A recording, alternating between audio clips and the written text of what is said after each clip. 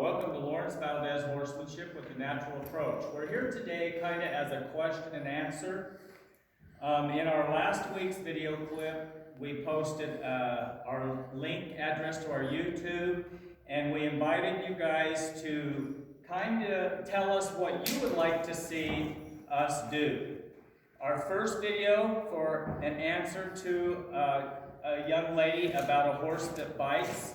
This is for you, and as you can see, this is a yearling stud colt who is very nippy, likes to bite, likes to play with the lead ropes, and that kind of thing. And so we picked a horse that we have of our own that is kind of nippy and bitey so that you can see. He's very busy-minded. I have to kind of keep my eye on him right now as I talk because he'd either land in the middle of me, bite the end of my lead rope, take the lead rope in his mouth, or just like he's doing right there. So he's perfect to teach you what to do with the biting horse. The worst thing that you can do with a horse that wants to bite and nip is keep them from moving their feet. You want them to move their feet because when they're moving their feet, you're engaging their brain into thinking mode. And you can see he wants to get close to me because he wants to reach out and do a little bit of nibbling. We'll address reasons why horses nip. And number one is, as you can see right now, playfulness. They like to, he's holding the lead rope in his mouth right there because they get bored, they're thinkers, they want to play. Okay? I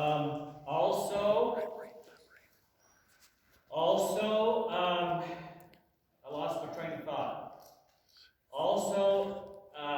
If it isn't playfulness, they'll do it out of sometimes boredom. If it's not boredom, they'll do it out of aggression to exercise some authority.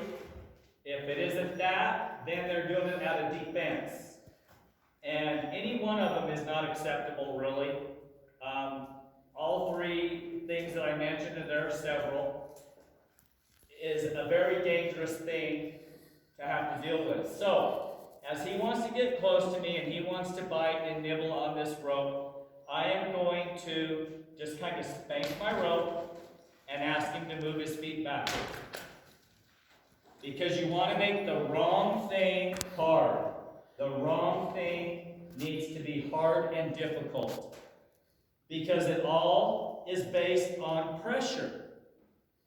When they're doing the wrong thing, you're going to apply the heat. You're going to apply the pressure. So it's important where you release, because it's in the release that teaches the behavior that you desire. So when he quits nipping and quits pawing and quits playing with the lead rope, then I stop. I'm going to go ahead and spank the rope again. Get his feet moving. And you can see that I'm choosing at this point to moving backward. We can also move them forward. Get their feet moving forward. Do not take your eye off them. You can see I got my extension device out here. Should he run into me, I can kind of help block or protect myself. You want your horses away from you when you're teaching this. You don't want to be standing right up here by your horse, giving them the opportunity, you can see, to nip. So because he did that, I'm going to spank the lead rope, ask his feet to go back. I'm going to release right there. He's licking his lips.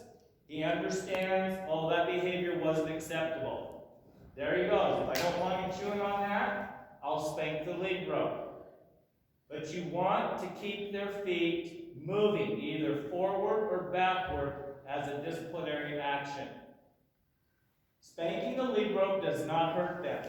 It just kind of gives them a little bit of a jolt, a vibration, a jolt, so that they understand that their behavior is not acceptable. I was talking to a trainer the other day, a very respectable trainer, and we happened to be talking about this very thing. I don't mind, and we laughed about sometimes, you'll give your horse the end of the lead rope for something to do, because your weanlings, your yearlings, your 2-year-olds, your 3-year-olds, 4-year-olds, they're very mouthy. They want to nibble. nibble. They're like a child, a toddler that wants to stick things in their mouth. They want to experience, they want to touch, they want to feel.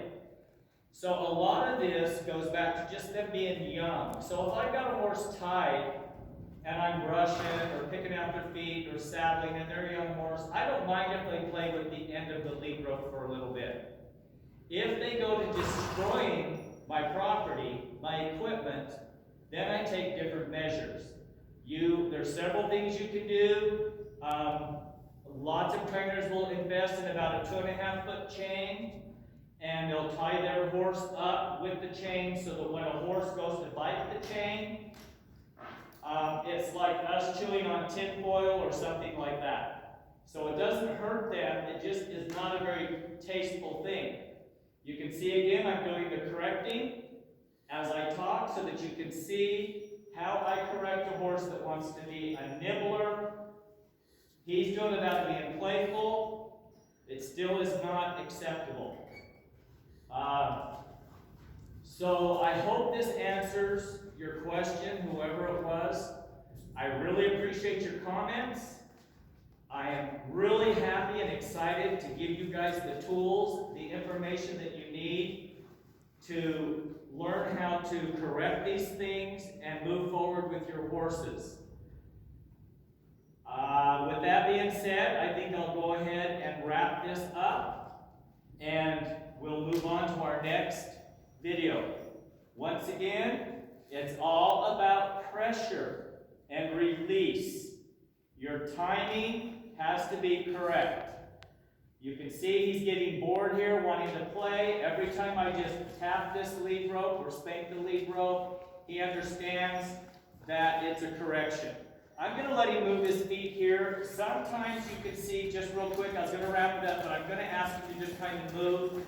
He'll grab the end of the lead rope and hold it in his mouth. Again, you can tap the lead rope, get him to release up there by the snap. I should say he grabs the snap end of the lead rope on that end or his halter. Okay, that was pretty good. I'm going to make sure his hind end disengages. Remember, always go back to the basics. If you find a hole in anything, go back to the basics. You'll never go wrong by going back to the basics. Okay, I hope this helped you. Please let us know. We appreciate your comments. We're really, really enthused about you guys being invested in our program, and we want you to know we are invested in you. Once again, have a good day, helping you be better so that your horse can be better.